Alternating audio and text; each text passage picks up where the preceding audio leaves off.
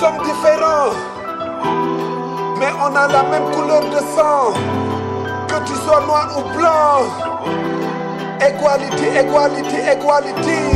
À tous les natifs, je me pose la question, pourquoi s'entretuer? Salaamaaleykum maa ngi nuyu tey invité yëpp ñi nga xam ne tey malgré les situations xam nga def nañu tout ba ñëw fekkee bis bi waaw mu nekk lu am solo voilà may déjà remercier suñu tonton suñu kilifa di professeur Sakoura Diagne waaw nekk koo xam ne suñu tonton la suñu kilifa la si Canal 4 production moo waral lépp loo gis ñuy def ak lu mu mënti mel lu situation bi mën a mel dina def tout ba déplacé wu ñëw pour représenter label bi vraiment ñu la koy remercier si loolu professeur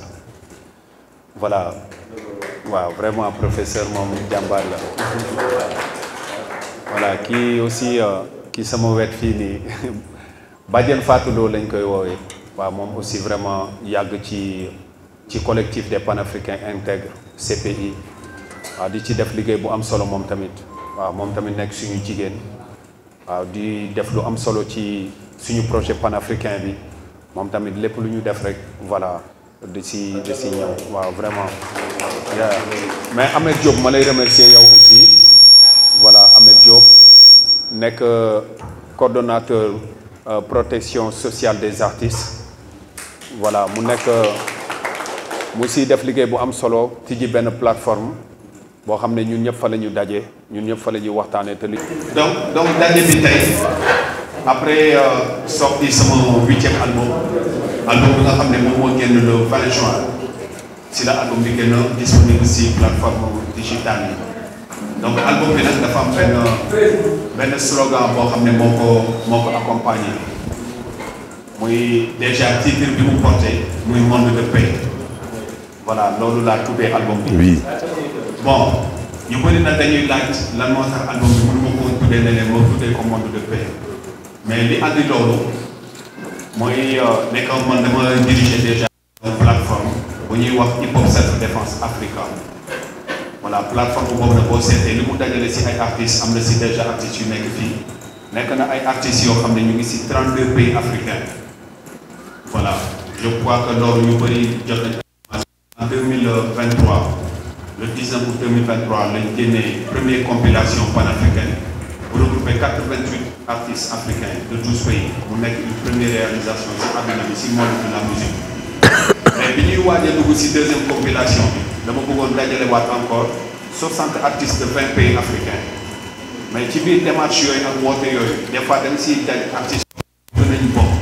mais seen dëkk soit dañu nekk ci guerre wala seen dëkk dañu jóge ci guerre ñu nekk si ay situation yu difficile yoo xam ne pour ñu am studio bu ñu dem enregistrer sax pour participer si compilation bi dafay doon problème donc affaire boobu bokk si di retarder suñu deuxième compilation parce que bi waroon na génn mais boo seetee presque ay 10 pays ñoo war a enregistré mais des na pays yu bëri yoo xam ne ñoom jotuñu enregistré parce que situation bi muy wane ne rek guerre dëkk bu mu am baaxul bu amee ba jóge fa tamit parce que bu même bu jeexee dafay am lu mu fay bàyyi ay secret loolu nag ñun dañ ko subir bon puisque aw ma benn solution bu ma mën a def du ma xool ne man Sénégal sama dëkk mu ngi si jàmm amul guerre te yeneen dëkk yi bu ñu amee guerre sama yoon nekku si ñu am ay yoo xam ne ñu nekk si dëkk yooyu noonu si laa ne bon bu ma defee sama album def ci benn single tuddee ko monde de paix mun na bañ a feeñ parce que comme ñun ay sénégalais la ñu olof yi la ñu gën a farataal xëy na yeneen titres yi ma titré en wolof yooyu la ñuy gën a bàyyi xel que bi ma titré en français ma ne kon damay jël album bi tuddee ko monde de paix voilà donc loolu moo waral tey album bi ñu tuddee ko monde de paix ma xalaat aussi accompagner ko aussi ak ay support de communication parce que ñun ñëpp xam nañ ne tolluwaayu jamono bi tey buñ ko jàngee ci lépp ci li jot a am conflit yi am entre Rwanda RDC Congo Iran c'est problème mu Iran Israël problème foo tourné rek yaa ngi dégg ne adduna bi ñu ngi menacé wu ci ay problème de guerre ba sax ñi di wax naan ay waxu bombe atomique ak ay kërëb et tout ça bon ñun aussi il faut pas que ñu jàpp ne que guerre bu amee fële rek ñun du ñu subir conséquences yi bépp dëkk bu ñu wër ci àdduna bi bu amee tàkk-tàkk rek ñun dinañ ko subir dina am ci lu muy wàññi ci économie dina am ci lu muy wàññi ci dem ak dikk bi dina am ci lu muy wàññi. tey je me suis dit en tant que en tout cas artiste porteur de voix war naa mën a def war naa mën a andi sama gis-gis sama contribution si lépp loo xam ne dafay andi apaisement ci àdduna bi voilà loolu moo waral vraiment album bi ñu tuddee ko Monde de Paix bëgg nit ñi di ko waxtaanee parce que tey bëri na ay affaires yu ñàkk fayda yoo xam ne ñu ngi koy waxtaanee si réseaux sociaux yi ñu ngi koy waxtaanee si école yi ñu ngi koy waxtaanee fekk te amulul dara njëriñ ci àdduna bi amulul sax njëriñ réew mi donc tey bu ñu créé tey benn slogan boo xam ne xale yi mën nañ ko fay parce que jàmm moom foog naa xale bu ndaw ak mag ak màgget ak ñëpp ko bëgg donc tey pour man slogan la boo xam ne bu ko ñëpp di porté rek dina war a mën a am dara lu muy ànd xëy na nag doo mën a sensibiliser ñëpp pour dem andi leen si li nga bëgg mais xëy na booy convaincre kenn koo convaincre kenn bu yàggee dina def ba affaire bi dina mën a tas voilà loolu moo taxoon na ma woote parce que dafa am benn marque boo xam ne moom laa créé voilà moom ngeen gis nii si t-shirt yi voilà muy déjà benn logo boo xam ne benn garab la buy sax ay fleurs si benn globe donc buy wane ne que adduna bi jàmm lañ ci war a saxal mu sax ba meññi ci fépp voilà loolu moo waral logo bi ñu gis ko nii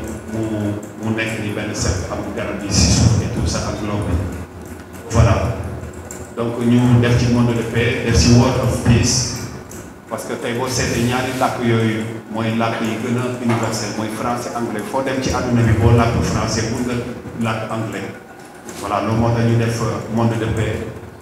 après def World of Peace waaw créé si ay cases am na ay clé USB aussi yoo xam ne moo porté album bi am na aussi ay t-shirt ak ay ensemble blouson comme yi ma sol moom moo nekk nii donc nag li ñu si jublu mooy fexe vraiment ba marque bi ñu koy gis fépp ci àdduna bi voilà ñu koy gis fépp ci àdduna bi am na ay partenaires yoo xam ne ñu ngi si waxtaan ak ñoom ñu nga xam ne ñu ngi féete ci côté Europe bi ñoom sax ñoo gën a tenir à ce que ñu def lancement bi fii avant ñoom ñu koy def parce que ñoom slogan bi moo leen intéressé voilà ñoom bu ñu gisee album loolu ñu ko am na si sax ñoo xam ne dañ naan ñoom du ñu dégg trop hip hop mais titre bi Monde de Paix bi pousse tax na ñoom ñu dem pour gëstu lan lay wax ci album bi voilà moo tax ñu woote tey professeur pour waaw ñëpp dégg li nga xam ne tey moom La Paix qui est l'hymne éponyme de ce bel album, le 8e de l'artiste Chaka Babs, qui nous fait plaisir en tant que ñun suñu métier ñun dañ ci gis suñu bopp ñun en tant que jàngalekat man professeur laa damay jàngale je suis au lycée Limamou Laye de Guédiawaye donc c'est dire que c'est véritablement un album qui vient à son heure. La démarche de l'artiste même Chaka Babs recoupe dans sa démarche tout ce que nous enseignons au monde, c'est-à-dire l'utilitarisme et véritablement la conception de l'autre. Waaw sànq daf ko wax daf ne c'est pas qu'on habite nous un pays qui est en paix que nous oublions les autres qui sont en marre. Quelqu'un avait dit, je me rappelle, c'est un groupe qui habitait les Parcelles Assainies, imaginons un jour de par le monde où on n'aurait pas une information qui serait relative à la guerre. Et cela est possible. Donc, et le mot même imagine, c'est-à-dire que c'est quelque chose dont on rêve et qui n'est pas. Ça nous rappelle le célèbre titre de John Lennon. Voilà, World of Peace, moom ngay wax, où il n'y aurait pas d'enfants tués ni de rien. Et la démarche de l'artiste Chaka Babs recoupe cet utilitarisme de l'art qu'on enseigne. Voilà. C'est-à-dire être homme, c'est être responsable, c'est se sentir même concerné par rapport à un malheur qu'on n'a pas causé. Il ne s'agit pas de dire que sama yoon nekku ci comme disait Camille na ci sa yoon di nekk waay parce que bu ci yoonu kenn nekkul après Mame Abdou Aziz moo ko doon wax mu ni boo gisee problème nga ne sama yoon nekku ci problème boobu dina mag a mag a mag ba buy ñëw du xool ku ci yoonam nekkoon ak ku ci yoonam nekkul bu ñëwee ñun ñëpp lay yoon kon nag je crois que les prises de position par rapport à des problématiques qui interpellent le peuple sont véritablement loo xamante ni artistes yi dañ koy war a def ñun nag man soo gisee may nekk à l'aise di ñëw di wax yow ci say mbir c'est parce que véritablement nous, en tant que professeurs, dans les classes d'examen où nous préparons les élèves en classe de terminale, la problématique de la fonctionnalité de l'art est posée avec acuité. À quoi sert l'art? Que ce soit de la poésie, le roman, le rap et autres. Moi, je fais toujours des approches comparatives entre les messages du hip-hop et les recoupements qu'il y a avec les préoccupations qu'il y a dans les classes et autres. Et chaque Babs moom depuis que mu dugg ci art bi loolu lay def dama koy wax sama élèves yi ne leen dañ koy làkk ci tubaab di def ay auteurs tubaab di poser ay problématiques tubaab daan ne leen par exemple commenter et discuter cette problématique posée par Théophile Gautier vraiment ngeen ne way ñu ne honte à qui peut chanter pendant que Rome brûle ou bien encore à quoi sert l'art s'il ne me réveille pas d'un coup de poing sur le crâne. aar bu la yeewul mel ne kurpañ buñ la door ci bopp amul njariñ Thione Seck mel leen buñ leen joxoon bag ne leen commenter ngeen discuter cette pensée de Thione Seck le chanteur sénégalais défunt Thione Seck disait que way bu yeetewul xamlewul tuddatul way ay naxaate la. Thione Seck pose la problématique de l'utilitarisme de l'art et cet utilitarisme de l'art on le retrouve en Chaka Babs depuis qu'il prend le mic. Pour lui, comme avait dit Jean-Paul Sartre, les mots sont des balles mais pour Chaka Babs le mic est une arme de combat. Arme de combat contre la déperdition du peuple, arme de combat pour l'éveil des consciences de cette frange qui est la plus touchée, c'est-à-dire les jeunes. C'est pourquoi même on est heureux qu'il y ait une bonne représentation de cette frange. Moi, je devais venir avec ma fille, c'est malheureux, je ne sais pas, elle est restée scotchée à la télé, dit c'est un Mickey. Alors que je lui ai dit, depuis ce matin, on y va ensemble, on est invités. Pour dire que c'est toujours utile ces genres de rendez-vous. Et donc, pour dire que ce 8e album, dans la production de cet artiste, rejoint un peu ce qu'il a toujours fait. Parce que Chaka Babs, comme je l'ai dit, c'est un artiste partisan de l'art utilitariste. Il est un véritable défenseur, un vecteur de changement et un porte-parole des aspirations de son peuple. Waaw. Aimé Césaire ne woon na, ma voix sera la voix des sans voix. Waykat ba daal ne ñi amul baat laay waxal bu leen ma rey bu leen ma xoqatal yow da koy téye ba léegi ñun ngay waxal boo waxee ñun ñëpp dañ ciy gis suñu bopp. Donc un changement, un porte-voix des aspirations de son peuple. Avec son album Monde de paix, comprenant 9 titres puissants, il nous invite à réfléchir sur notre société et à rétablir les valeurs essentielles. La voix de Chaka Babs, c'est une voix pour le dialogue et l'unité. Dans un monde où le dialogue semble s'effacer, Chaka Babs souligne l'importance de l'éducation et du partage. Son engagement à rappeler les anciennes valeurs est d'une pertinence indéniable, surtout dans un Sénégal où les repères se perdent. Son message résonne profondément, appelant chacun à mieux comprendre, à pardonner et à souligner notre vivre ensemble. Son évolution musicale est inspirante. Son approche depuis intègre des valeurs. Grâce à sa collaboration avec des artistes talentueux, il s'ouvre au monde. Chaka Babs est un chanteur du panafricanisme. En français, le préfixe pan signifie tout, donc de toute l'Afrique. Une maladie qui ne concerne que le Sénégal est une épidémie. Une maladie qui concerne toute l'humanité est une pandémie. Donc le préfixe pan signifie en latin et en français tout. Voilà, Ismaël Lô, Chaka Babs sont des artistes panafricanistes. Ils ne se limitent pas aux frontières limitées de nos petits pays là, balkanisés. Ils ouvrent l'art aux frontières, comme avait dit le grand Youssou Ndour, musique amul frontière. Et sa collaboration, cet album, il me plaît beaucoup parce qu'il travaille avec un beatmaker formidable qui vient du Congo et qui nous branche, nous les elders, comme vous nous appelez, nous nous Oskouli, parce que le beat est très reggae. Magmad noko déglu. Man vraiment gas di suul moom damay laqatu sax di ci yëngali mbagg daal entre nous man ak sama benn xarit boo xam ne morceau boobu rek la bëgg xam na boppam mi ngi ci salle bi nous adorons gas di suul c'est notre morceau préféré bien que le message de un monde de paix soit véritablement le message qui va pour ce monde-là. Et aujourd'hui nous l'avons fait, le hip-hop a toujours créé des concepts qui ont toujours porté. Rappelez-vous à son aube, pour dire à sa naissance, les PBS avaient fait le concept de Boule Falé. Une célèbre écurie de lutte a récupéré ce mot. Tout le monde le dit, mais Boule Falé, ça ne veut pas dire que je ne sais pas, fais ce que tu veux. Ça rappelle un tout petit peu Gargantua, quand son fils Pantagruel, on retrouve toujours le mot pan. Pantagruel veut dire qui a soif de tout. Ba mu demee naan parce que baay ba dana ko demal nga naani waaye naan loowu ko sàngara xam-xam la ko naan la woon ba mu demee wër naan fu ne mu taxawaal fa wuti ñu ne ko xam-xam bi ci benn bouteille la nekk bouteille ba tudd 10 bouteilles mu ne ko en cette bouteille science et trouve se trouve enclose et qui boit cette bouteille acquérera le et je dis bien boire mais je ne dis pas boire parce que même les animaux boivent kon nag boire bi bokkut ak bu animal ba bu nit la ñu wax mooy sàkku xam-xam et ba mu demee ba ñëw dafa ñëw ne ko papa de man naan naa gis naa bouteille ba léegi loo may digal mu ne ko bul faale fais ce que tu voudras mais ce fais ce que tu voudras là s'adresse à une personne qui a acquis des valeurs et des connaissances qui sait que fais ce que tu voudras ne veut pas dire fais n'importe quoi. Aujourd'hui, la voix de Chaka Babs doit être multipliée comme la voix de tous ces Sénégalais qui nous appellent à cette responsabilité sociétale d'amour, d'amitié et de partage. Car nous ne nous rendons pas compte, mais nous vivons dans un pays où il y a la fracture. Fracture dit à des convergences politiques. Tantôt, je parlais quand on venait. Moi, je suis natif d'une ville qui s'appelle le Khombol, qui fête son centenaire en ce moment-là. Voilà. Et j'ai vu tantôt 2 frères khombolois s'insulter via les réseaux sociaux pour des problématiques politiques. J'ai dit que vous n'avez pas honte. Toi, là, ton papa fut le premier imam ratib de Khombol. Toi qui lui réponds, je me rappelle, ton papa était un muezzin. On l'appelait le muezzin à la voix d'or, le rossignol de Khombol. Yéen ñaar ngeen ñëw pour des idées de Macky Sall ak Diomaye ngeen di saagante suñuy maam ba ñuy dëkk Diomaye ak Macky Sall amuñu ci àdduna bi mettez en avant la khombolité. Le fait que vous ayez des positions politiques différentes ne veut pas signifier que vous êtes des ennemis. Il faut que les Sénégalais en arrivent à ça. Chaka Babs a parfaitement raison. Et puis,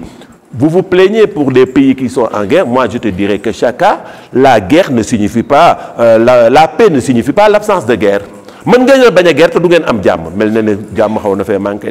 waaw koo romb mel ne da nga kaa yéene dee te xamul la sax comment madame est belle on lui dit que madame nous sommes heureux de vous accueillir tellement vous êtes belle bah je lui ferai un regard qui la blessera. Apprenez à être empathique à être gentil. Ce texte ce morceau comme jadis Bul Fale a fait cette culture MDP World of Peace appelle à ce qu'on ancre ces valeurs de paix ces valeurs de partage ces valeurs de communion entre nous. Nous n'avons pas le droit de ne pas le faire. Parce que dans ce pays, nous avons hérité ça. Et comme le disent bien les Wolof, mujjee pousse ci say loxo mu réer gàcce la. Fii dañ fee ñëw fekk fii ay Serigne Fallou jiital ab président chrétien Léopold Sédar Senghor. ñu ni ña ngay dem Popenguine jullit yi di wayal catholique yi. Tabaski jëw ñu leen di yàqal suñu pooju xar yi. bu lay ñëwee ñoom ñu yónnee ay ngalax ñu dolli si on a été toujours comme ça nous quand on était jeunes on admirait nos grands tu étais pressé màgg ba nekk grand mën a baali léeg-léeg ñu làqatu sax di jàng nu ñuy feccee karpa teg ay morceau baobab grand yi di ñu yónni ci gel yi ñu mën a tëj suñu làmmiñ di xaritoog ñoom ñu nekk suñuy skir du ñu initier à la vie waaw ñu ñuy confier ay affaires ñu ñëw doogaat ci seen wet ñuy ataaya du ñu jox ay kaas ñuy yóbbu. Cette culture qu'on avait a fait aujourd'hui que nous ne le regrettons pas. Nous sommes là, je ne sais pas, à jouir de cette idée-là. Il faudrait que la fraternité se rétablisse. Que xale yi topp mag ñi wane yoon yi que cet amour-là soit là, que cette musique, que Chaka Babs véhicule dans un monde de paix puisse avoir un écho favorable. Qu'on dépasse le stade du slogan pour aller vers le stade vraiment du vécu. Donc l'art de Chaka Babs est un art au service du peuple. C'est un art qui incarne l'idée comme quoi l'art peut être un outil d'émancipation et de sensibilisation. En affirmant que la musique doit être libre et ouverte, il ouvre la voie à un échange culturel enrichissant. Son désir de collaborer avec des artistes du monde entier, moo ko wax de monde de paix nga wax. Donc voilà, et je salue de passage son formidable beatmaker qui nous vient du Congo, témoigne de son engagement pour une paix mondiale. Voilà. Donc son désir de collaborer avec des artistes du monde entier témoigne de son engagement pour une paix mondiale où chaque culture a sa place. Chaka Babs est un artiste à suivre, un créateur qui utilise son talent pour défendre des valeurs fondamentales et inspirer les générations futures. Par son travail, il rappelle que la musique peut être un puissant catalyseur de changement et qu'ensemble, nous pouvons bâtir un monde meilleur. Avec Monde de paix, il nous offre non seulement des mélodies, mais aussi un message d'espoir de paix, de solidarité, d'amour et de fraternité. Visitez l'album, vous verrez des lyrics au service vraiment d'un amour. Les gens se démarreront, on retrouvera peut-être des remixes de classiques, mais dans l'ensemble, Monde de Paix offre véritablement une promenade musicale qui nous mène dans un autre univers d'amour, de paix, de partage. Et nous sommes très contents de cette attitude de l'artiste qui met son talent, qui met son art toujours au service de son peuple. Chaka Babs répercute ses valeurs héritées de ngor, de yar, de teggin, de mbaax, de respect. Parce que Chaka Babs, ses textes contre la drogue, les textes de Chaka Babs contre la détestation collective. waaye yow lu tax nga bon. boo ma gisee. sa xol di bon. te man defu ba la dara man damaa gis madame sama xol sedd de madame bi man bonu moom. Donc véritablement c'est ça le chant de Chaka Babs. C'est un hymne à la communion, un hymne à la fraternité. Tous les textes répondent à cette démarche. Même mon préféré répond à ça. Ça rappelle le mythe du tonneau des Danaïdes. bu ñii di gas ñii di suul waaw waykat ba ne woon kon de gaal gi dina dig mu daal di ne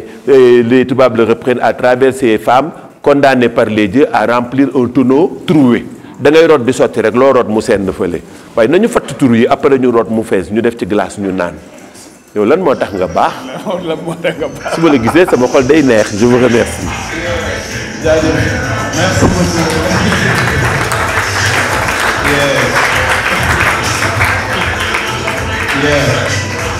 Merci beaucoup.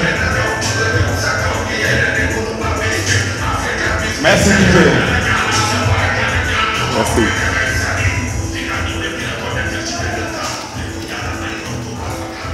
Merci beaucoup. Merci. Voilà, merci. Mon frère Scaps, les clés USB, tu peux aussi les poser sur la table. Oui, oui. On a besoin de soi, il faut montrer les clés Oui, USB. oui. Yeah. Ok, bon, juste aussi vous rappeler que les USB disponibles de filles. Oui. Voilà, Mouinono, Tassi Mougini, voilà. Clé USB à 5000 francs. Ok, 10 titres, Réunion Sinek. Tassi à 2500, t-shirt à 6000.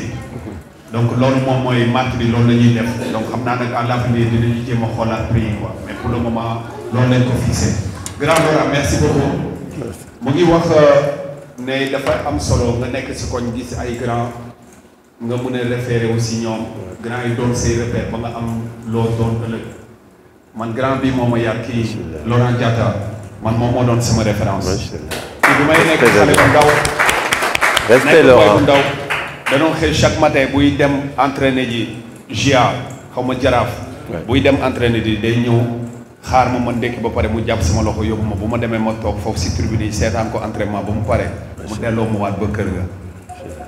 donc grand bi dafa contribuer dafa def si man loo xam ne xëy na parce que ñu ñëpp xam nañ Fass nu mu mel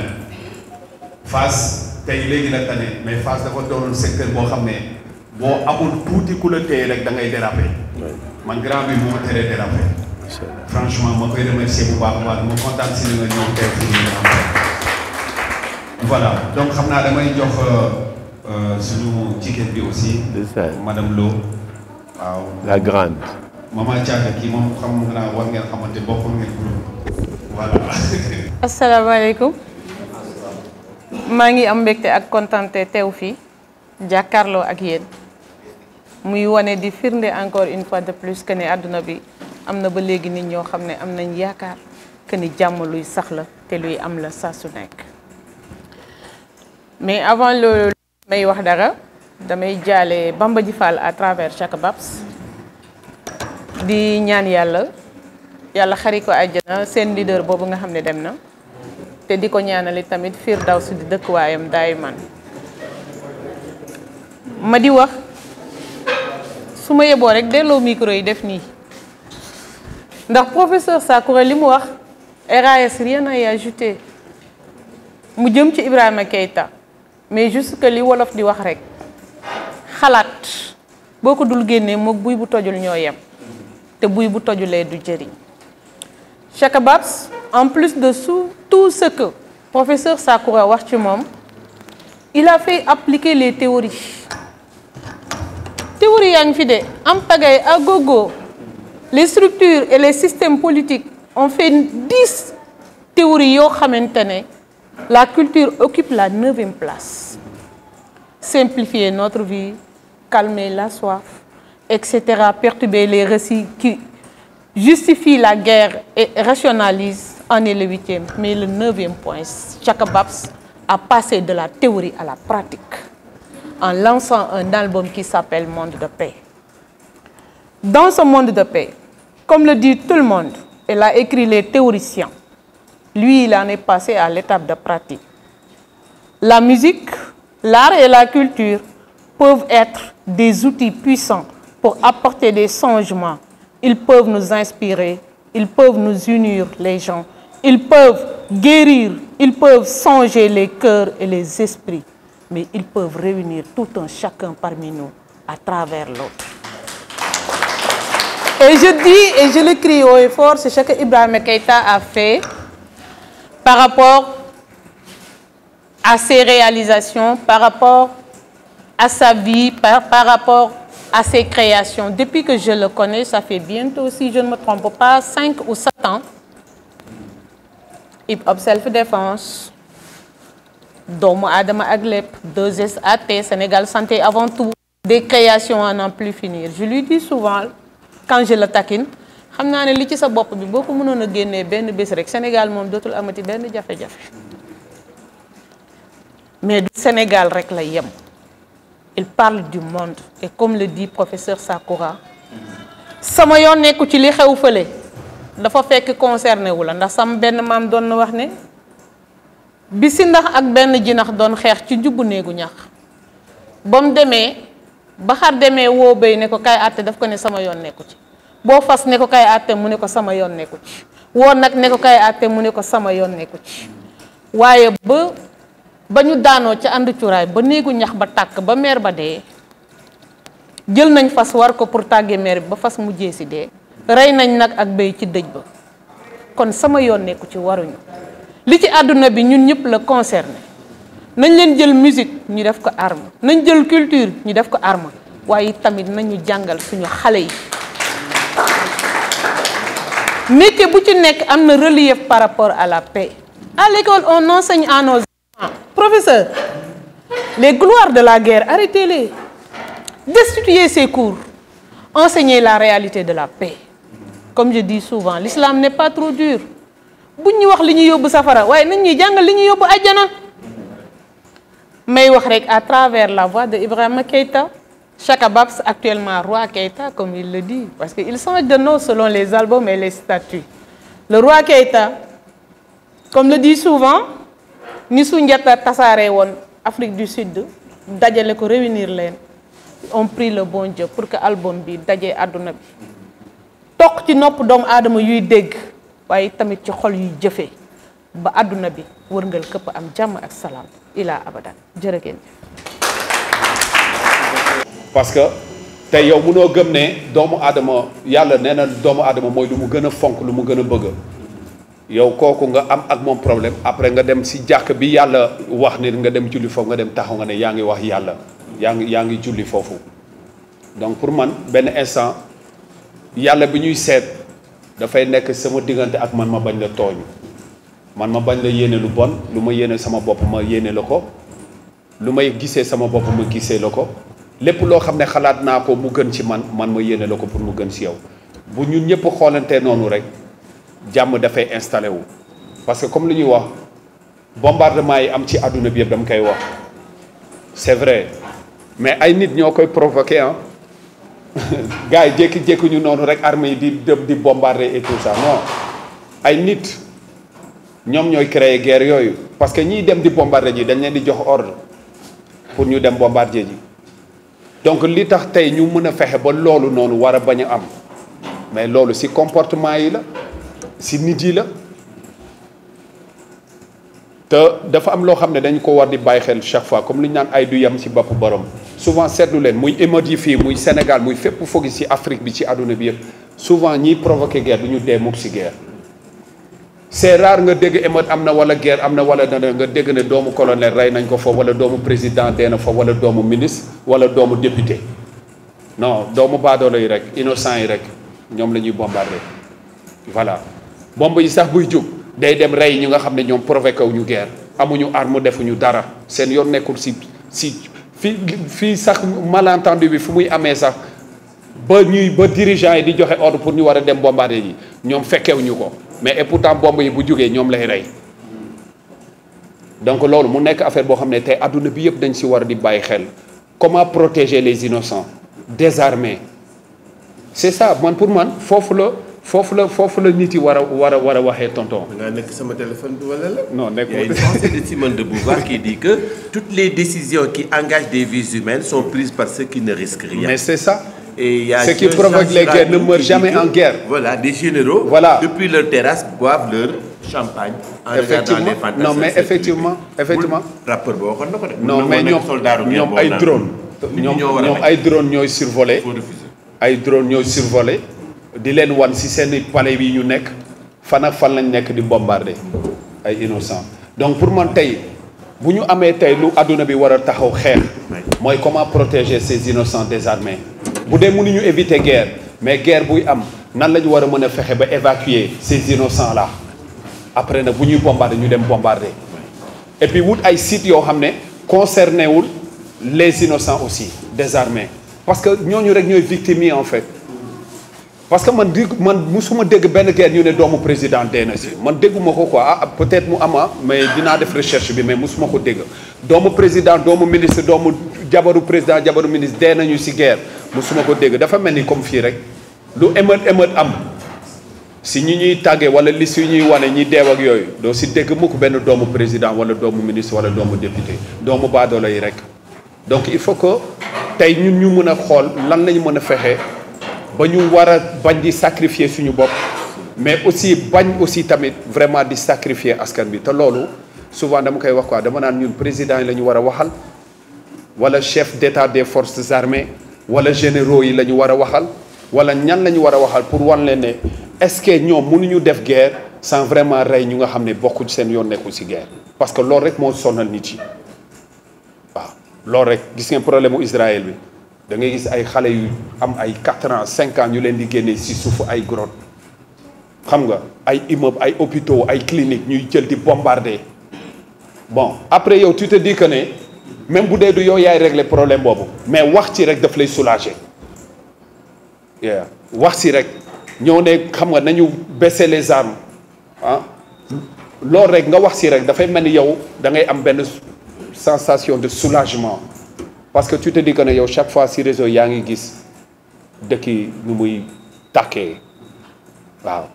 innocent yi ñu ñuy deewee donc loolu yëpp pour revenir rek ci li waral marque bi li waral monde de paix bi ma bëgg mu nekk marque boo xam ne sama ambition ak sama vision ci marque bi mooy nekk fépp ci Afrique fépp ci àdduna bi may gis ay nit di koy sol MDP fépp nag ci àdduna bi may gis nit ñi di ko sol parce que dafa jot pour ñun ñuy porter la paix muy ci école yi muy ci fépp dañ ko war a porter dañ ko war di waxtaanee parce que jàmm moo gën lépp loo gis te vraiment boo leen xoolee tey suñu Sénégal bi fii nii non dañuy waxante dëgg rek mais li ñuy dund nii sax moo raw guerre parce que mënuñu nekk ñun ñëpp benn nationalité ñun ñëpp nekk ay sénégalais bokk benn drapeau mu mel ni 25 Sénégal moo nekk ci biir benn Sénégal mu nekk 25 population moo nekk ci biir benn population Sénégal donc ce qui veut dire que kon jàmm boobu noonu tey dafa war a njëkk a commencer ci ñun ku ci ne bëggal ko sa moroom voilà loolu vraiment foog naa ne buñ ci demee communiquer ci xëy na du ñàkk dina dem ba ñi mu concerné ñu yëg ko en tout cas man de maa ngi démarché pour rencontrer les xaw ma nag ndax dina mën a nekk mais je souhaiterais rencontrer certains chefs d'État si sous-région bi pays africains yi ak même suñu président ñoo ñëpp même les généraux parce que des fois da ngay sax bëgg a dem si ñoom ñu expliquer la xamal la lan mooy côté guerre yi lan la quoi parce que man pour man comment tuer des personnes di pour am lu nga bëgg pour richesse wala pour souffle pourquoi ban njëriñ la am quoi en fait massacre yi ñuy def nii ban njëriñ la am amul benn njëriñ on peut pas tuer pour obtenir loo xam ne yow da nga siy bëgg a nekk avec la conscience tranquille loolu mënul nekk donc lu ñuy ñaan daal mooy jàmm réew am si réew mi jàmm am ci àdduna bi jàmm sax ci xol yi jàmm sax ci fépp nag ñu koy ñaanal nag fépp nag àdduna bi yëpp muy tubaab ak nit ku ñuul ak muy ñëpp la ñuy ñaanal jàmm sax fépp. donc lu may bëgg daal mooy ngeen ñaanal ñu marque bi nii nu mu génnee fii nii te ñu am ci ay représentants au niveau de l'Europe ñu dem ba am ci ay représentants au niveau des États-Unis au niveau de Chine un peu partout dans le monde ñuy gis benn wala ñaar au moins ñu porter marque bi loolu dafay nekk loo xam ne lu am solo la. et Godman Xuman merci beaucoup mon frère bienvenue bro jaajëf. donc loolu vraiment laa bëggoon wax li nga xam ne moom moo porté marque bi nii muy constat boobu ma def li ma fi jot a wax constat yooyu loolu yëpp laa englobé def marque bi tuddee ko comme ni may wax rek fas yéene ci démarché ba mu dem fépp nag. def nañ fi première conférence internationale sur le panafricanisme culturel au service de la paix maa ngi ko defee woon donc def nañ ci 2 éditions ah Badiane 2 éditions bu mujjee bi Awadi moo doon parrain bi voilà am na boo xam ne Matador moo doon parrain bi et tout et que tey conférence yooyu ñaan nañu yàlla wër ak moom Afrique yëpp wër ak moom Europe bi yëpp pour di am jotaay yu mel nii xëy na bu ñëpp di am yenn jotaay nii bu ñu koy am un peu partout ah xëy na dina dem ba nga xam ne tey li nga xam moom lañ bëgg mu jàll muy le slogan world of peace monde de paix bi dina dem ba tas fépp voilà donc tonton bu dee fii public bi aussi am na ñoo xam ne mën nañu jël parole pour joxe aussi seen gis-gis par rapport ak marque bi seen xalaat ci monde de paix bi et tout ça. Voilà, une petite précision à Badiane qui nous a interpellé sur le programme scolaire sénégalais.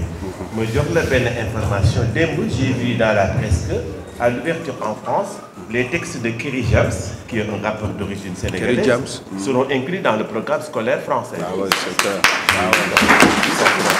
Et ça m'a fait un commentaire. Moi-même, je me rappelle, ça fait très longtemps quand je commençais à écrire, il m'arrivait dans des collèges de faire des approches comparatives de romans avec des textes de hip-hop. Ainsi, à Guédiawaye, quand des élèves étudiaient, par exemple, un roman comme celui de Abdoulaye Sadji Maïmouna, je faisais venir le groupe Fat Ghetto qui nous interpellait, Djaïnaba Sankouna. La trajectoire de Djaïnaba n'est que celle de Maïmouna. Ces approches comparatives permettaient de faire un plan entre hip-hop et études scolaires. Mais malheureusement, aujourd'hui, le gouvernement sénégalais est confronté à cette problématique dont vous parlez, madame. C'est pas moi qui fais le programme. Mais nous avons beaucoup de mais tu les vois, le gouvernement parle d'une approche qu'il appelle la NITE, la nouvelle initiative pour la transformation humaniste de l'éducation. Mais nous avons des bureaucrates qui transformer le système. Te ñoom ñooñu nekk ci bureau yi kenn xamu ci kuy gën man xumaan wala xamoo kuy Chaka Babs. C'est ça la triste réalité de nos dirigeants. S'ils le savaient même, récemment j'ai dit dans un autre journal que c'est qui encore qui a été décoré pour ses services rendus à la langue française. C'est un rapport d'origine, il est dans les Comores. Mais donc eux, ils célèbrent les artistes. Ils célèbrent les artistes. Qu'on commence à les appeler pour en faire des chevaliers de l'ordre national. Ces gens-là, quand ils étaient là au Sénégal et qu'ils portaient le message du hip-hop, ils ont conscientisé des jeunesses et sans violence, sans violence. C'est ça qui plaisait chez cette génération. Mais je ne sais pas, moi je m'amuse à faire mes cours en jouant beaucoup sur les hip-hop, sur les écritures des rappeurs. Un élève me dit, mais monsieur, c'est quoi l'allitération? La répétition d'un son à l'intérieur d'un vers, je lui dis, comme par exemple disait Corneille, pour qui sont ces serpents qui sifflent sur nos têtes? On a des ce. Je lui dis, mais le Baye Fall qui est dans la rue te dit, Bamba Bayu Basak Bara, lu taxoon le sëñ Saliou ak yooyu ndax bëyi la soxla Basak Bara am na ba. waaw Gaston ne la dajale 10 gel yaa ngi ciy dem wel moo tax yaa ngi toll ne fenn.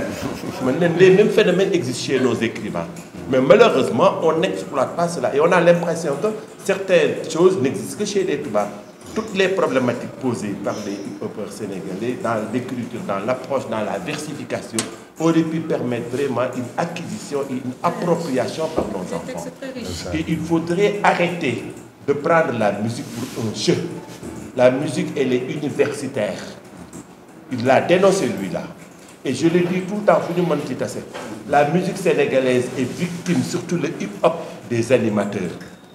Ay xalaatkat mënuñoo tudd ko mën a di fanaanee xalaat defar say lyrics si benn gars yi toog fa leen tudd. Un animateur n'est pas une vedette, c'est ceux-là les vedettes. ñu ñooy tudd di xalaat di bind di ko teg si temps nga koy déglu muy neex si nopp di def si yow dara science al waay mais yow science loolu def noonu dara bu invité pour man bu nga nekk yow vedette man bu ma vedette kii mooy vedette kii mooy vedette moi je ne suis pas une vedette je suis un vedette. Il faut qu'ils soient des passeurs de connaissances, qu'ils travaillent sur les textes, qu'ils travaillent sur l'éveil. Moi je l'ai dit, tu mets un beau texte de Chaka Babs, ce qui intéresse, si tu écoutes Monde de paix, la visée de ce label, c'est de cultiver, mais attendez, en Europe, le mouvement hippie qui prône le world of peace, peace and love, est né à partir d'un morceau de John Lennon. Imagine, un monde sans guerre, où l'aurait que la paix. Mais moi, le Chaka Babs, le label Monde de paix, ñoom ñu koy way fu ñu toll bu ñu fi nekkee ñoom ay génn ci mbedd di xeex amul moom koy waxaat ci c'est dans quel morceau où il dit yow miy taal dina tàkk si sa kaw de. waaw gas di suuf dans gas moi j'adore gas di suuf. Donc c'est dire que il faudrait qu'on dépasse le statut d'admiration de fans et bien de trucs. On n'est pas dans cette logique. On est dans une logique d'appropriation de ces beaux textes qui intègrent et affectent l'intellect de nos enfants. Comme le dit Chaka Babs, c'est en eux qu'il faut placer les racines de cet avenir de paix dont on rêve, ce world of peace, ce monde de paix. Il est possible, mais il faut qu'on l'implante chez les gens. Merci. di gërëm Chaka Babs sama frère bi ma invité ci événement bi tey c'est vrai que bon am na lu bëri lu mu leen waxul sax si sunu ànd parce que bu fekkente ne c'est vrai que ni tey commencé naa rap lu bëri moom am na rôle bu mu si joué. su fekkente ne Pifroise existé na ak moom moo ma présenté par exemple Daddy Bibson ba Bibson bokk Pifroise ba après Bibson jóge Pifroise dem Rapadio donc joué na benn rôle bu mag a mag ci justement sama carrière et puis je pense que am na fenn fu ñu toll foo xam ne dematuñu nekkatuñu woon sax ay li ñu seqoon ëppoon na sax romboon na ay ñu bokk groupe parce que dañu dem ba yaayam sama yaay la sama yaay même chose yaayam la tamit sunu famille dañu dem ba jaxasoo te li ko waral rek mooy musique mooy xam nga nekk xale bëgg lu baax je pense que loolu c'est la chose la plus importante. maa ngi tamit c'est vrai que fekkewuma conversation bi yëpp waaye bi may ñëw juste maa ngi tombé ci professeur Sakho doon expliqué li muy wax c'est tellement réel que ni je pense que nous on a dañuy jéem rek su ma nee dañuy jéem moom mooy maanaam xam nañu musique rôle bi muy joué ñun xam nañu musique rôle bi mu def si ñun. bu du woon musique bi am na ñu bëri si ñun peut-être ñi ngi woon ci kaso yi ñi ngi woon nekk di deal ñi ngi nekkoon ci di def lu bon je pense que musique daf ñoo teg ci yoon bu baax bi yoon bu baax bi moom mooy maanaam nga nekk ci yoon boo xamante ne da nga siy defar sa àdduna wala tamit nga defaraale ci nit am na fu ñu naan xawma hip hop du diine waaye dina jouer yenn saa yi rôle diine mooy maanaam dina la gindi dina la xamal dina la teg ci yoon boo xamante ne boo ko toppee di nga si gis nga neel hip hop yemul kese tamit ci jël micro rap dafa am li ñu wooye entrepreneuriat bu nekk autour du hip hop loolu noonu moom mooy la partie la plus importante di nga gis ku munta rap fu munta bind benn texte pourtant hip hop moo koy dundal pourtant musique moo koy dundal te li ñu koy dundalee moom mooy lan moom mooy dina ko taxa par exemple am na ñu ñuy wooye par exemple ay top liner benn métier la boo xamante ne daanaka ci hip hop bi la jógee ay métiers yoo xamante ne ay ñuy bindal texte ay artistes yu siiw yoo leen di dégg ay morceaux yoo leen di dégg yëpp ñu si gën a bëri ay rappeurs ñooy bind texte yi et au-delà de ça ci partie éducationnelle bi am na loo xamante ne lu am solo la tey jii nii par exemple Chaka wax na ko sànq li waral doole wala bokk wolof rafetaayu taaru wolof pour nga xam ko dëggantaan il a fallu que rappeurs yi dekkilaat ko parce que am na fu ñu tolloon foo xamante ne demoon nañu ba daanaka on parlait plus le wolof normal wolofu mbedd lañ doon wax mais boo leen seetloo rappeurs yi dañoo bokk ci ñiy gën a dëggalaat dundalaat làkk bi te dundal làkk bi moom mooy lan moom mooy làkk day dox làkk day évoluer bu évoluer day dee latin la fii la nekkoon c'était la langue la plus parlée au monde latin dafa dem ba dee parce que la langue n'évolue pas une langue qui n'évolue pas elle meurt wolof boo seetloo am na ay mots yu bees yu ñu si dugal rappeurs yi ñoom ñoo ko populariser chaque fois bu ñu amee yenn wax temps yi am na coow ay way rap bi nekkatul di wax non rap dafay ànd ak jamonoom le rap ne crée pas des événements le rap commente des événements su Sénégal demee ba toll foo xamante ne ay ñoom Mame Ndiaye Savon ay Adamo ñoom ñooy nekk à la une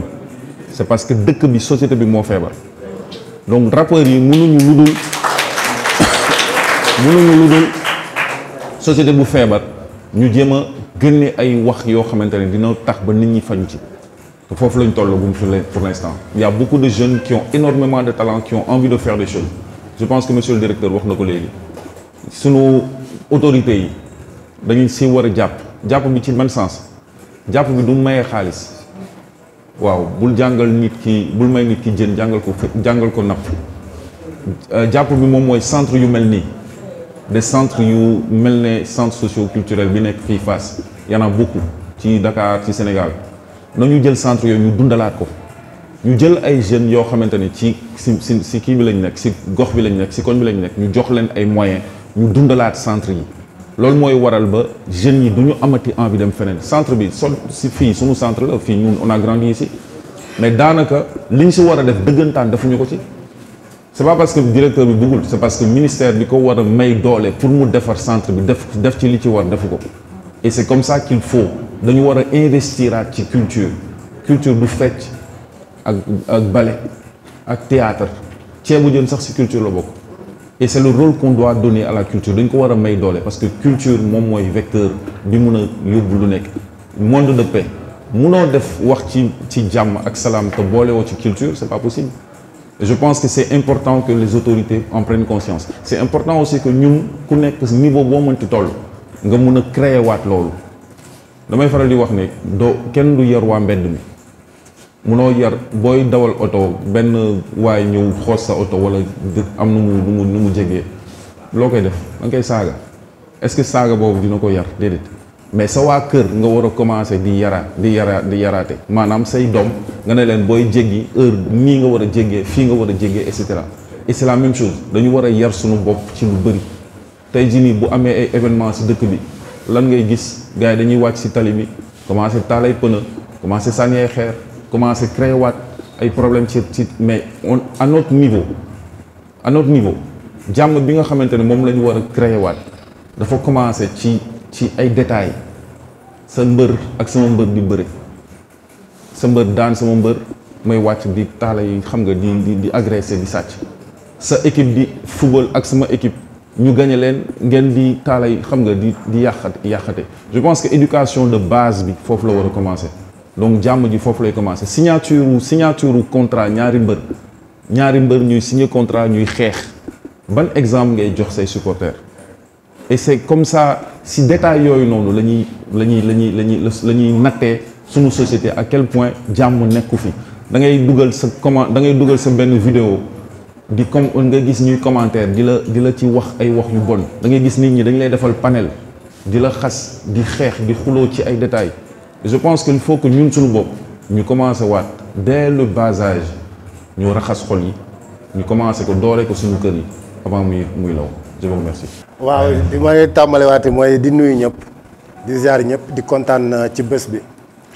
waaw parce que fi ñu wootee jàmm yaakaar naa ne amul benn woote bu koy war a gën a mën a kawe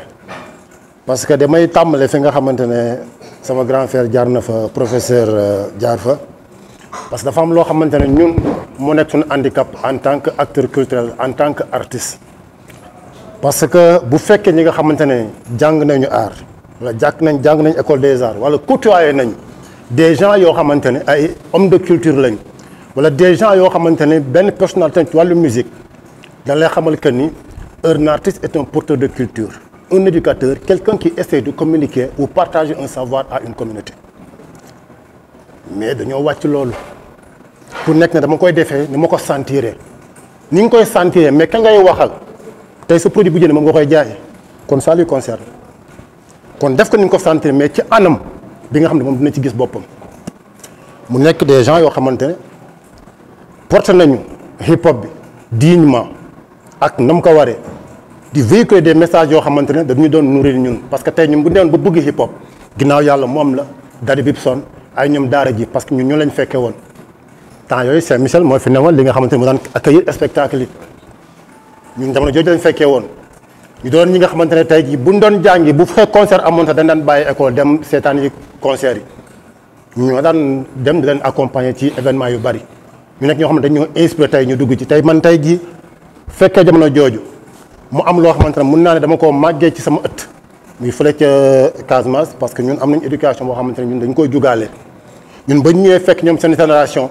dafa nekk li nga xamante ne tey ñun am na lu mu dolli ci ñun depuis sa waay ba ma xamee ba léegi amul ci lenn lu may dox loo xamante ne bokkul ci li nga xamante ne mooy porter voix ñi nga xamante ne tey mun naa ne seen baat soriwul wala ñoo xam ne gis nañ ne tey réew mi war nañ ci mën a apporter loo xamante ne tey mun na bokk ci développement wu réew tey man yàlla defee ma bokk ci benn génération boo xamante ne doon nañ mën a la combat ci sens boobu ñu dem ba ci benn jamono am yenn génération yoo xamante ne bàyyi nañ yoon boobu mais tey pour combat boobu mën a continuer il faut que des gens yi nga xamante ne amoon nañu esprit amoon nañu mentalité boobu am benn genre culture boobu ñoom ñooy fexe combat boobu continuer tey bu ñu demee ba ci yenn plateau xumaan jàllale ko ci benn ci waxtaan nga gis nuñ ko ci waxatee fu mu laat jàlle ko fa pour war que ni jeunes yi léegi boo xoolee ñoom naka la ñuy fexe ba jaay seen i produits mun leen gën a amal importance que lakk la ñuy fexe ba indi loo xamante ne tey mun naa ne am na lu muy joué ci biir askan bi mais déjà amoon na benn combat mu doon mëne malheureusement ñun dañuy am ay devant ñu am ay vision yu kawe mun a apporter loo xamante ne mun na am lu muy joué tey ci développement réew ci wàllu culture bi mais dañ dul am ñi nga xamante ne tey ñu leen ci accompagner à ce que ñu mën a réussir loolu parce que des gens yoo xamante ne am ñu yenn moyens lu ñu am mooy seen savoir li ñu am mooy seen connaissance seen arme mooy seen micro mais tey bu ñu amee dara loo xamante ne tey bëgg nañu fexe jëmmaal ko mu sax mais ñi nga xamante ne ñooy autorité ñoo mu doon may benn jumtukaay bi nga xamante ne mooy tax ñu mën a réussir loolu ñoom à eux seuls mënuñu réussir combat bi branche la bi nga xamante ne ku si nekk dafa am loo ci mën a apporter ñun ñu nekk tey en tant que artiste ñun parce que dañ ne réew bu avancé doom yee tax ñun tey réew mi bu avancé ñun ñoo tax ñun la ñun doomu réew yi kon ku si nekk ca la ngay yëngu ci nga mën a amee sa participation bi ngay apporter ci sa développement wu réew ñun ay artistes lañ on a que la musique kon à travers cette musique ñun ci lañ mën a apporter suñu participation mooy lan la ci suñu vision mooy lan la am yan projet yu ñu ci yoo xamante mën nañu ko ci apporter tey moo ñu waral ñu dem ba yenn moment am ay idées de certains gens yoo xam ne ñu ngi fi initié benn projet boo xamante ne mu ngi tàmbalee ci SYNACS di syndicat des acteurs culturels du Sénégal ñu dem ba waxtaan ci loolu xool naka la ñuy fexee pour xeex ak yelleefu artistes yi naka la ñuy fexe ba apporter quelque chose boo xamante ne tey mun na soqaliwaat culture bi joxaat ko beneen vision bi nga xamante ne tey mun nañ cee profité exposer culture dëkk réew mi te boo nee culture exposer ko réussir ko dafa mel da ngaa soqali secteur kii bi tourisme bi parce que culture tourisme mënul dox sans culture parce que moom mooy xarkanam bii tax nit ñi di mën a jugee di yeneen dëkk di jëm découvrir la ne ca réew mi kon ñu ñoo ko war a mën a jox xar kanam boobu tey bu nee ba taxaw tey ci projet yi taxaw di ci waxtaan ba dem ba génnee ci beneen kuréel buñ naan suñu culture lan moo taxoon parce que yaa ngi gis fan yëpp ñu si doon waxtaanee mooy lan la naka la ñuy fexee indiwaat yeneen activité culturelle naka la ñuy fexaatee li nga xamante ne làq woon na ñu waroon na mën a feeñ li nga xamante ne tey ñun ñoo ko moom lu ñu moomal sam boobu boo xamante ne du lu ñuy wuti ji feneen loo xam ne mën nañ ko wane tey jii bés bii ñu woote mënuma ci ñàkk a jënd parce que en tant que acteur culturel mënuñuy bañ a laal fànn boobu mais bis bi nga xamante ne tey thème bi muy li nga xamante ne mooy li ëpp solo muy li nga xamante ne tey moo waral tey ñu nekk fii muy monde de paix bi man li ma gën a xëcc sax inspiré sama gën a teew ci bés bi dama cee gis à travers cette marque loo xamante ne dama ne pourquoi pas man su ma ñëwee tey mu doon loo xamante ne sama proposition la boo xamante ne dinaa ko fi lancé da nga def benn album monde de paix am nga habitude bi am benn taxawaay bi mooy lan la dajale ay artistes jéem a fexe naka la ñu fexee autour d'un projet musical boo xamante ne yow di nga ci am benn rôle boo ciy joué pourquoi pas ak dëkk bi fi mu toll fi jamono bi toll ak xeex yi nga xamante mu ngi ci dëkk bi problème yi nga xamante ne tey mu ngi entre les nations te mënuñu fexe ba am yenn jàmm yi parce que tey da nga koy xool parce que booy tàmbali da ngay xool yi nga xamante ne am na ci sa biir réew da nga koy xoolee ci coupe d'Afrique bi coupe du monde bi fi passé certains sénégalais nga xamante ni en tant que sénégalais dañ koy méttitlu un sénégalais ni koy mën a toogee tey nga am un guinéen bi nga xamante ne tey war a dajeeg benn dëkkam xoolal message bi jar ma ci jàpp parce que y a des mots yoo xam ne ma cee tal mais gis nañ fu mu doon nu mu doon xewe te yooyu day andi problème entre ñi nga xamante ne ñun ñoo dëkk et après tey ñu ne dañu bëgg a woote benn Afrique unie mais unité boobu ni muy amee te ñun ñu seen bopp yénente wuñu jàmm xajalante wuñu mais pour qu'on arrive dund benn jàmm suñu nuñ il faut qu'on arrive à s'encaisser tant que mënuñoo encaissante mënuñu fexe am jàmm jooju bi nga xamante ne tey moom la ñu woote man li ma xamante ne dama ko amaale toogaale ko ño seet ma ñëw su ma ñëwee fii moom laay indi comme proposition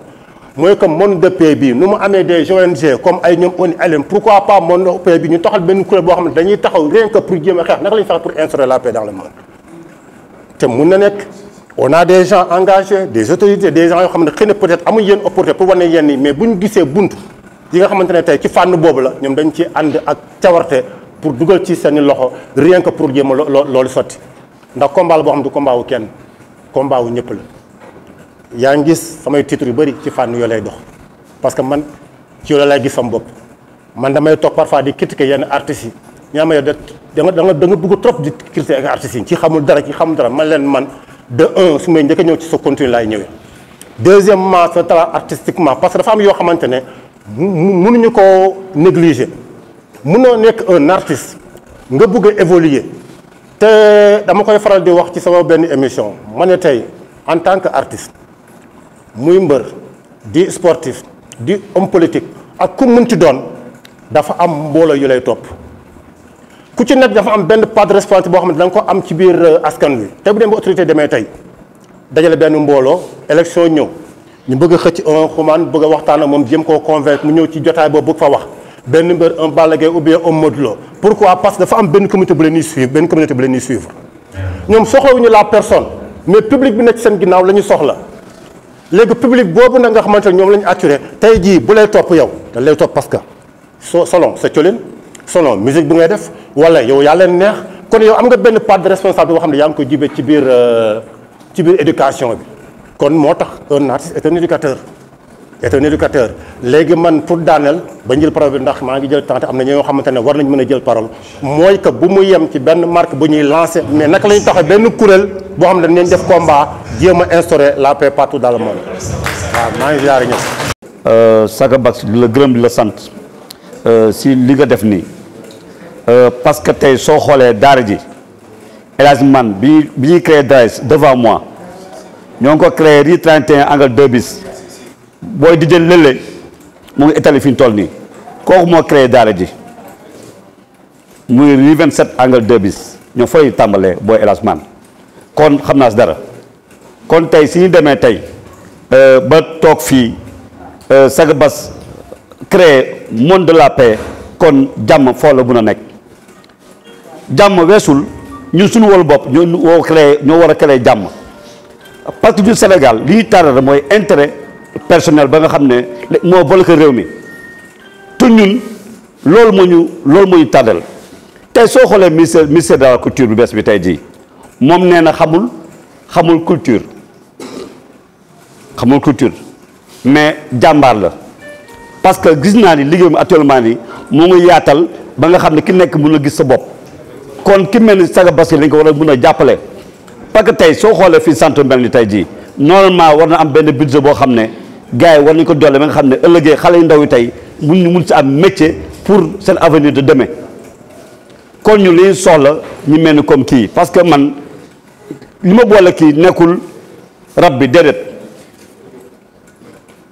avant rab la man solom laa xamoon mu doon tamit jàmbaar mu doon koo xam ne Saga Bass ki yëg doomu aadama moo ñu boole tey ba fii tey kon ñun fii Sénégal il faut ñu tàppe xool ñu doon benn parce que Sénégal intérêt personnel bi moom mooy tàddal te soo xoolee loolu tey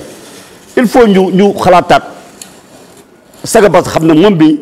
moo créé lii ñu mun ko dooleel mais li ñu def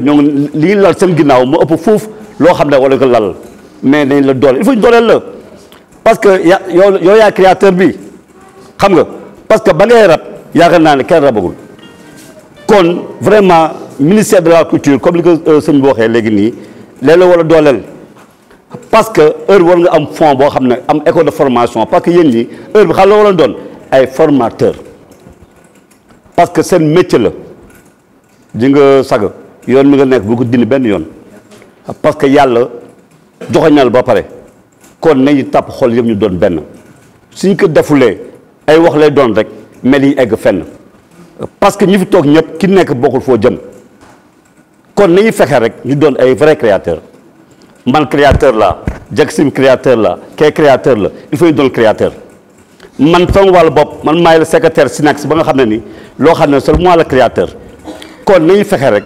ñu xool loo xam ne génération suba ñu am ñu fekk ñu bañ a topp intérêt personnel man gëmuma loolu lu ma gëm mooy Saga Bass bi il faut ñu jàppale ko dooleel ko jàppale ko jox budget boo xam ne ëllëg dina xam fu mu teg tànkam te jàmbaar nga te incha allah rabi yàlla dina la jàppale te si yaa ngi si yoon bi man loolu laa gëm yàlla na yàlla jàpp ji ñëpp di gërëm di sant jaajëf. ziar ñëpp ñu fi teew tey voilà di féliciter encore une fois chacun comme ni ma koy waxee rek moom c'est l'homme qui ne se décourage jamais il ne se décourage à chaque fois il a des projets bu doxee day dem bu doxul day dem loolu mooy nit. Ça veut dire que ne am na loo xamante ni moom objectif am bu ko bëggee atteindre que nit yi ñëw ñu bañ a ñëw moom day dem kon ku ko ci fekk da nga koy fekk ca la mu ne rek waaye moom du ma sa bàyyi. lu ma ko daan wax yow tu es l'homme aux 1000 projets te loolu tamit ba mu ko dalee jàpp ba tey dara taxul mu découragé kon chaque dañ lay ñaanal li nga xam ne moom nga sumb muy monde de paix yàlla na suñu borom jàppale ndax kuy woote jàmm rek suñu borom dina la ci fekk si mais nag ça doit commencer par nous-mêmes mooy ñun ñi nga xamante ñooy doomu aadama yi nit ku ne nga bëggal sa bopp lu baax nga bëgg jàmm pour ñëpp bëgg jàmm nag nekkul da ngay dox rek di reetaan nit yi et tout ça alors boo toggee ci ruq yaa ngi def loo kenn xamul soo bëggee jàmm da nga koy wone da nga koy dund da nga koy dëkk da nga koy dox mooy man aw ma sens interdit fi ma war a dem parce que ñëpp laa yéene jàmm kon fu ma dugg rek dinaa wóolu fa may dugg waaye nit yi tamit bu ñu ma gisee ma dugg fenn dinañ ma wóolu xam ne man yéenewu ma kenn lu bon mais wax ne nag mouvement hip hop tey jii mënoon naa ci bind livre parce que lépp fii la ma fekk xëy na nag du ma xale waaye tamit am na lu bëri lu ma fekkee ba sama frère Xumaan nii lu mu wax dama koy témoigner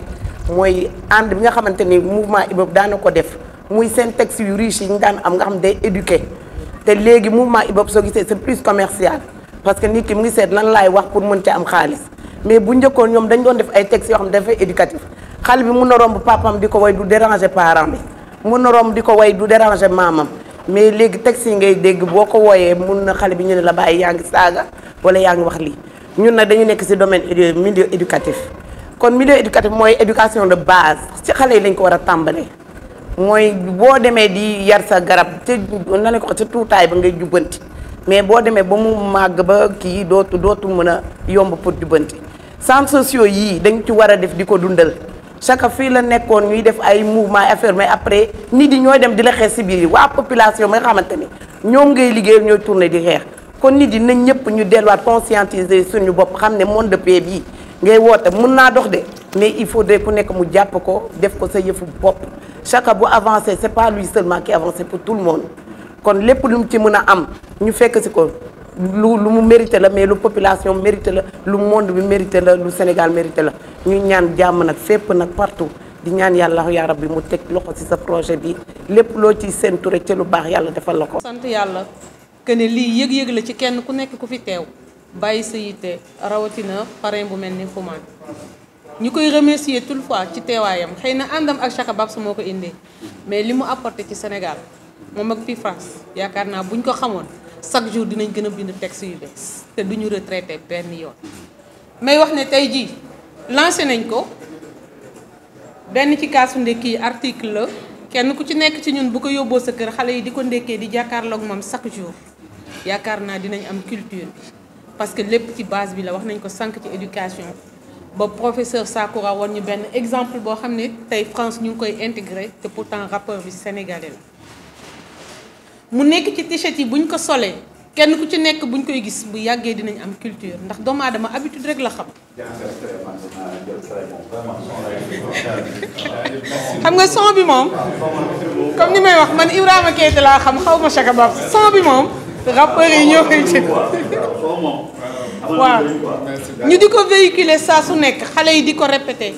ñu di koy def ay chansons ci biir kër yi di ko waxantoo ci grand place yi di ko waxtaanee ci côté marché yi te di ko toggee ak nit ñuy dégloo saa su nekk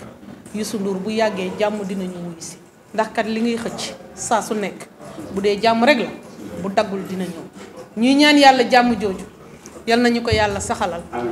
def ko suñu biir xol yi def ko ci suñuy jëf def ko ci suñuy gis-gis def ko ci suñu ay bëgg-bëgg ndax kat man Ibrahima Keita mii su ma ko yéenee jàmm li may wax chaque jour ku bëggal lépp ñëpp bu la ñëpp bëggalee lépp ñëpp ay ànd kenn du des koo xamante ne yow ñëpp nga bëggal lépp bu la ñëpp bëggalee lépp kenn du des ñu bokk nag comment on dit ça encore chanson bi nan la DJ mais ñu jëngal bi tuuti ñu remercier ñëpp jaajëfal ñëpp kenn ku ci nekk te di leen di wax à la prochaine fois léegi tey ñu dajewaat incha allah